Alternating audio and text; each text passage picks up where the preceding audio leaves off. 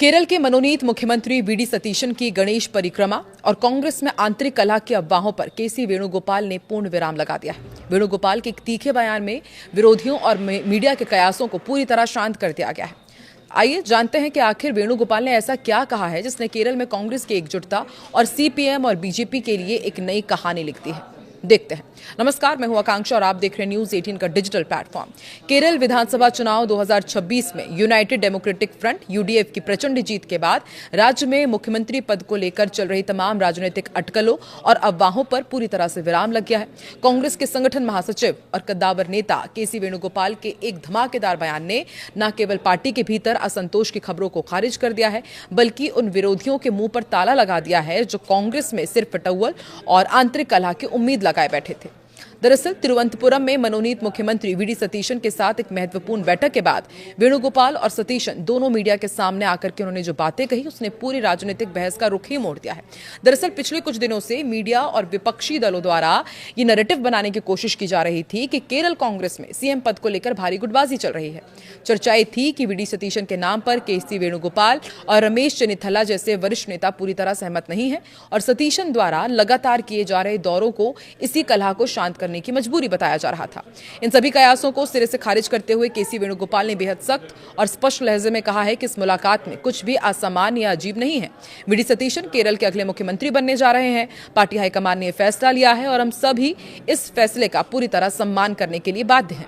वेणुगोपाल ने मीडिया और राजनीतिक विश्लेषकों को चेतावनी भी दी और कहा कि मूल मुद्दों से ध्यान भटकाने की कोशिश बिल्कुल न करें। हमारी पार्टी में कोई मतभेद नहीं है और सतीशन के नेतृत्व में सरकार पूरी ताकत से काम करेगी। केसी वेणुगोपाल ने कांग्रेस की आंतरिक कार्यप्रणाली और तुलना भाजपा और माकपा सीपीआईएम से करते हुए लोकतंत्र का एक बड़ा पाठ भी पढ़ाया। उन्होंने कहा कि कांग्रेस एक पूर्णतः लोकतांत्रिक पार्टी है। हम भाजपा या सीपीएम जैसे नहीं हैं जहां तानाशाही चलती है और नीचे की नेताओं की आवाज दबा दी जाती है। एक लोकतांत्रिक संगठन होने के नाते हमारी पार्टी में हर किसी को अपनी राय रखने और मतभेद रखने का पूरा अधिकार है। हमारे यहाँ विचारों की भिन्नता हो सकती है, लेकिन इसका मतलब ये नहीं है कि हम बटे हुए हैं। उन्होंने आगे ये भी स्पष्ट करते हुए कहा कि जब पार्टी नेतृत्व और हाईकमान एक बार कोई औपचारिक निर्णय लेता है तो उसके बाद सभी नेता और कार्यकर्ता अपने व्यक्तिगत मतभेदों को बुला करके एक साथ आ जाते हैं। वीडी सतीशन के मामले में भी यही हुआ है। आज पूरी केरल कांग्रेस और यूडीएफ उनके पीछे चट्टान की तरह खड़ी है। वेणुगोपाल ने यह भी घोषणा की कि सतीशन के शपथ ग्रहण समारोह में देश के सभी राज्यों के कांग्रेस मुख्यमंत्री शामिल होंगे, जो ये दिखाएगा कि पार्टी इस सरकार को लेकर कितनी गंभीर और एकजुट है। वेणुगोपाल के इस तीखे और रणनीतिक बयान ने उन लोगों की बोलती बंद कर दी है जो केरल में कांग्रेस की सरकार बनने के पहले ही उसके गिरने या कमजोर होने की भविष्यवाणियां कर रहे थे।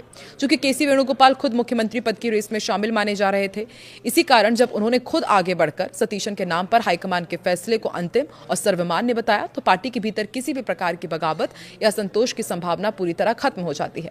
माकपा और भाजपा लगातार दरअसल यह आरोप लगा रही थी कि कांग्रेस में कोई अनुशासन नहीं है। वेणुगोपाल ने इस लोकतंत्र का हिस्सा बताकर विपक्ष के वार को ही उन पर पलट दिया है। इस बयान के बाद वीडी सतीशन अब बिना किसी आंतरिक दबाव या हिचकिचाहट के अपनी नई कैबिनेट का गठन कर सकेंगे, क्योंकि उन्हें संगठन के सबसे शक्तिशाली व्यक्ति का खुला समर्थन मिल चुका है। इस प्रकार केसी वेणुगोपाल ने एक ही बयान से केरल की राजनीति में कांग्रेस की एकजुटता का वो मजबूत किला खड़ा कर दिया है जिसे भेदना फिलहाल विपक्ष के लिए नामुमकिन नजर आ रहा है। लेकिन कांग्रेस के लिए सब कुछ उतना ऑल इज वेल है नहीं, क्योंकि हम जानते हैं कि शुरू में तो कांग्रेस में सब कुछ ठीक रहता है, लेकिन आगे जाकर के मामला अटक जाता है, गुटबाजी चरम पर पहुंच जाती है। अभी तो केसी वेणुगोपाल ने डैमेज कंट्रोल कर लिया है, लेकिन क्या आने वाले दिनों में वेणुगोपाल और सतीशन के बीच तनाव का माहौल हो सकता है? क्या कांग्रेस फिर से गुटबाजी में बढ़ सकती है केरलम में? आपको क्या लगता है? कमेंट सेक्शन पर अपनी राय जरूर दें।